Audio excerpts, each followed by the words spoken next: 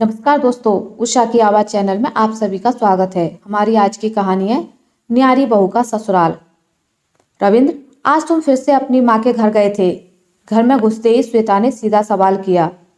रविंद्र ने पहले कुछ सोचा फिर जवाब दिया। श्वेता, वो मेरी माँ है।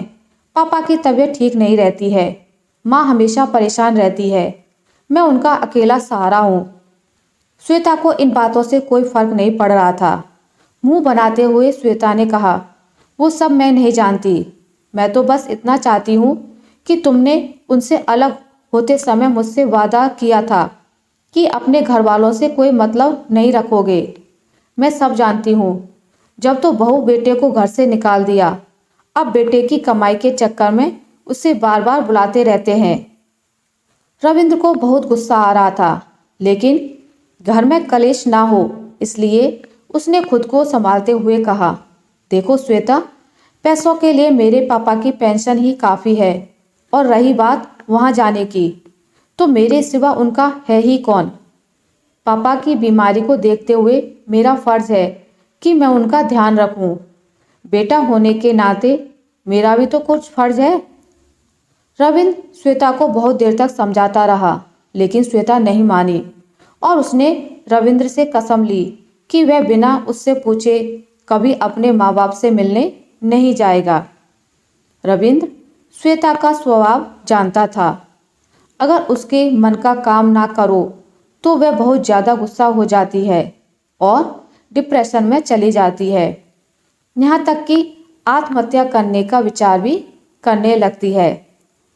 रविंद्र ने उसकी यह शर्त भी मान ली, लेकिन उसका मन हमेशा अपने माता पिता के लिए तरसता रहता था।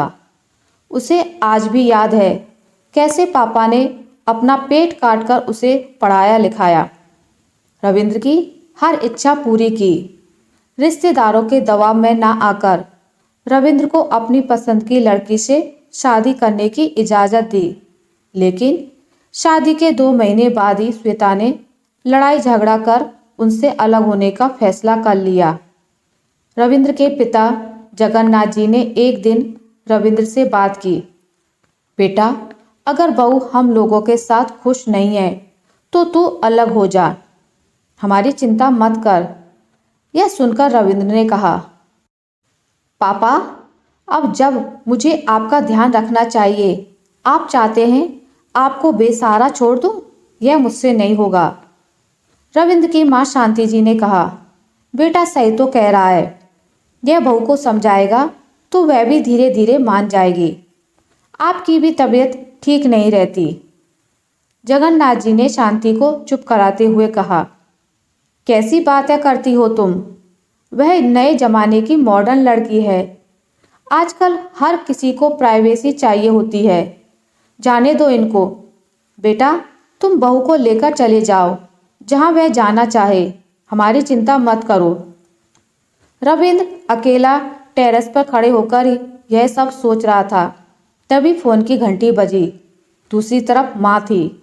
उनकी आवाज़ लड़खड़ा रही थी, बेटा रविंद्र, ना जाने तेरे पिता को क्या हो गया है। मैं इन्हें हॉस्पिटल ले जा रही हूँ, तू जल्दी से आ जा। रविंद्र ने कहा, माँ तुम चिंता मत करो, मैं अभी पहुँचता हूँ। यह कहकर रविंद्र जल्दी से नीचे आया और जूते पहनने लगा। श्वेता ने देखा रविंद्र कहीं जाने की तैयारी कर रहा है। रविंद्र, तुम इतनी रात को कहाँ जा रहे हो और किसका फोन आया था? रविंद्र की आंखों से आंसू बस छलकने ही वाले थे। उसने कहा, श्वेता, पापा की तबीयत बहुत खराब है, मुझे जाना होगा। माँ उन्हें लेकर अस्पताल गई है। श्वेता गुस्से से बोली, रविंद्र, मैंने तुम्हें कहा था कि तुम उनसे मिलने नहीं जाओगे। ठीक है, तुम जाओ, लेकिन जब वापस आओगे तो अपनी बीवी को जिंदा नहीं पाओगे। रविंद्र उसके आगे गिड़गिड़ाते हुए बोला, श्वेता, आज जाने दो मुझे। एक बार पापा ठीक हो जाएं तो मैं फिर बिना तुम्हारी मर्जी के कभी उनसे मिलने नहीं जाऊंगा। लेकिन श्वेता का गुस्सा तो 7वें आसमान पर था। रविंद्र के लिए जिंदगी और मौत का सामना एक साथ होने जा रहा था। एक तरफ उसका फर्ज उसे बुला रहा था तो दूसरी तरफ उसका प्यार उसे फर्ज निभाने से रोकने के लिए मरने को तैयार था। श्वेता, तुम्हें मरना है तो मर जाओ, मैं अपने पापा को इस हाल में नहीं छोड़ सकता। रविंद्र के मन में ये विचार बार बार आ रहा था, लेकिन वह इसके लिए जुबान न खोल सका। कहीं श्वेता ने सचमुच कुछ गलत कर लिया तो क्या होगा, यही सोचकर वह चुप रह गया।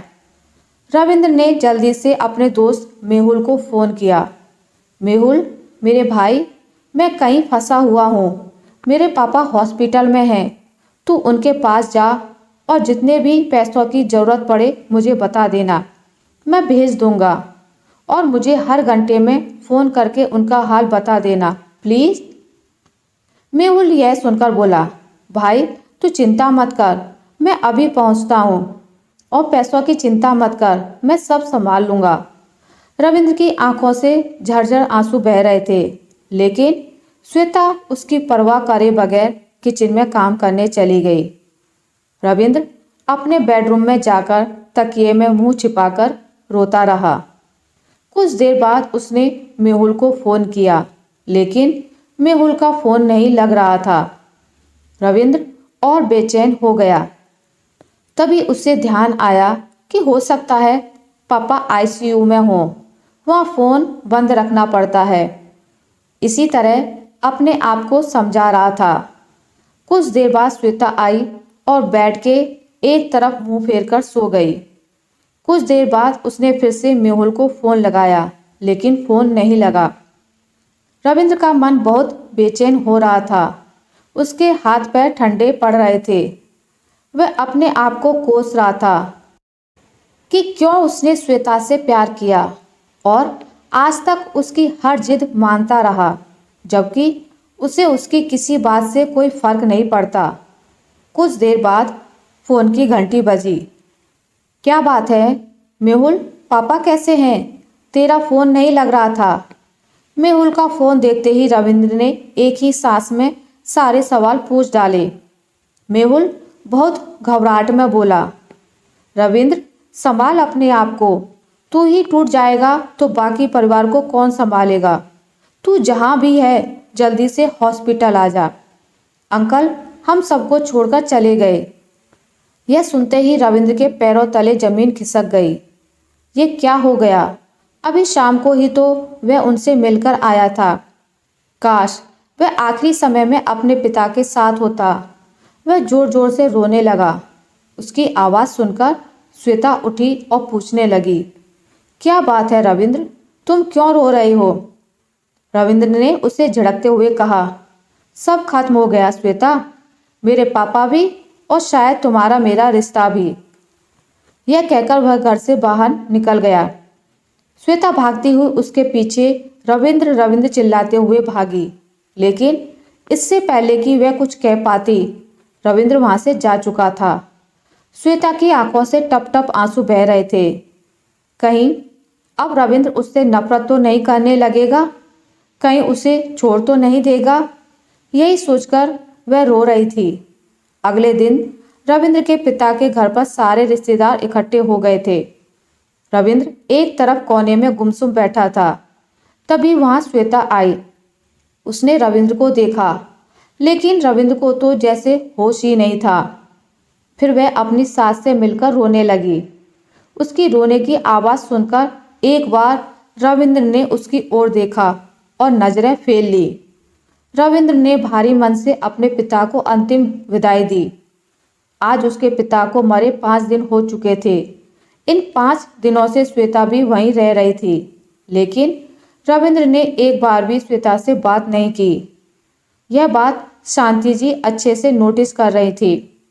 जगन्नाथ जी की 13वीं के अगले दिन शांति जी ने रविंद्र और श्वेता को एक कमरे में बुलाया।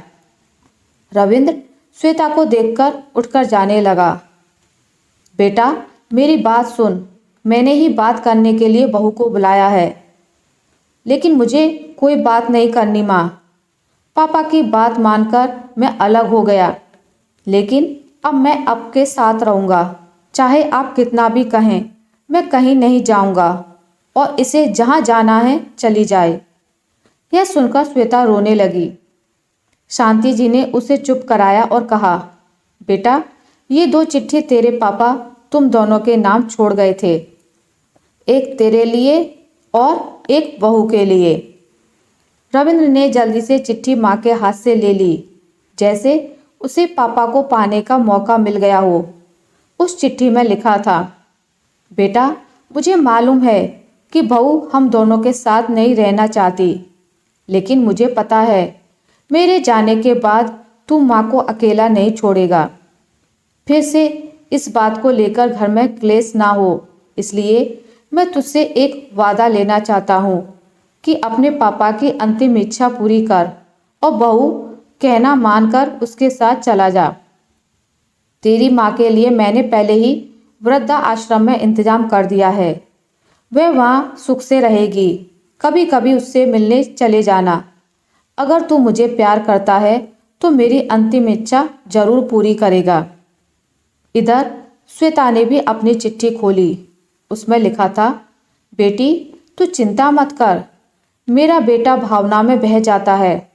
मैं जानता हूँ वह मेरे बाद यहाँ रहने की जिद करेगा, तुमसे लड़ाई भी करेगा, लेकिन तू चिंता मत कर। मैं चाहता हूँ तुम दोनों हंसी खुशी रहो। मेरी चिट्ठी पढ़ने के बाद वह तेरे साथ चलने के लिए राजी हो जाएगा। मेरा आशीर्वाद हमेशा तुम दोनों के साथ रहेगा। चिट्ठी पढ़ते ही श्वेता रविंद्र के पैरों में गिर गई। रविंद्र, मुझे माफ़ कर दो। ससुर जी जैसे देवता को मैंने उनके बेटे से अलग किया। इसकी सज़ा मुझे मिलनी ही चाहिए। तुम मुझे तलाक दे दो। शांति जी ने श्वेता को उठाकर गले से लगा लिया। खबरदार बहू, जो फिर कभी ऐसी बात कही। तुम्हारे ससुर जी का एक ही सपना था कि तुम दोनों सुख से रहो। आज वो तुम दोनों को देखकर कितने दुखी हो रहे होंगे। श्वेता शांति जी के पैरों में गिर गई। माँ जी, अब मैं हमेशा आपके साथ रहूँगी। रविंद्र भी रोकर माँ से लिपट गया। नहीं माँ, मेरे रहते तुम वृद्धा आश्रम नहीं जाओगी। आशा करती हूँ आपको मेरी आज की कहानी अच्छी लगी होगी। अगर आपको मेरी ये कहानी अच्छी लगी है तो इसे लाइक करें, ज़्यादा से ज़्यादा शेयर करें, और अगर आप मेरे चैनल पर नए हैं तो इसे सब्सक्राइब करना ना भूलें। मिलते हैं एक नई कहानी के साथ। तब तक के लिए नमस्कार।